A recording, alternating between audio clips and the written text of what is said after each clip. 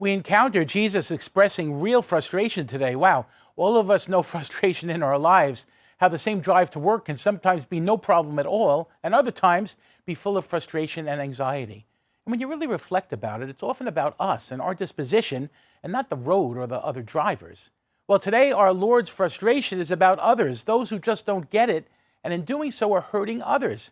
It's a question we are called to ask ourselves. Are we the cause of frustration in our Lord's love for us and others? It's a hard question, but Jesus challenges us in the gospel and helps us to reflect on this as well. First, he accuses people of locking the kingdom of heaven for men.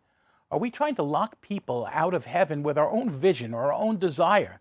In reflection, we indeed can be frustrating because of a lack of mercy in our lives, a lack of welcome, a lack of letting go.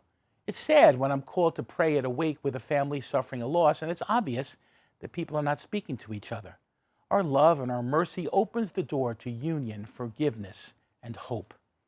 Secondly, Jesus mentions forcing conversion. Our faith needs nurturing, and there's an art to that, that's for sure. Where faith is forced, it's just not going to work. It takes time in a family to nurture faith in our kids. And to say, well, we're going to let them decide themselves is not to decide at all. Nurturing and supporting faith helps us to turn closer to Jesus, closest to a sense of service in the name of the Lord. Lastly, Jesus calls them blind guides.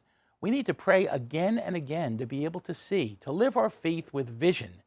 St. Augustine once wrote, "Faith is to believe what you do not yet see, and the reward for this faith is to see what you believe."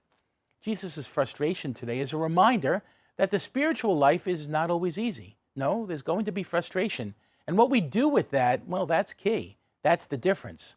Holy frustration can deepen our holiness, can strengthen our faith, can open our hearts to see in the midst of it all. Yes, as our psalm today says, we are called to proclaim God's marvelous deeds to all the nations.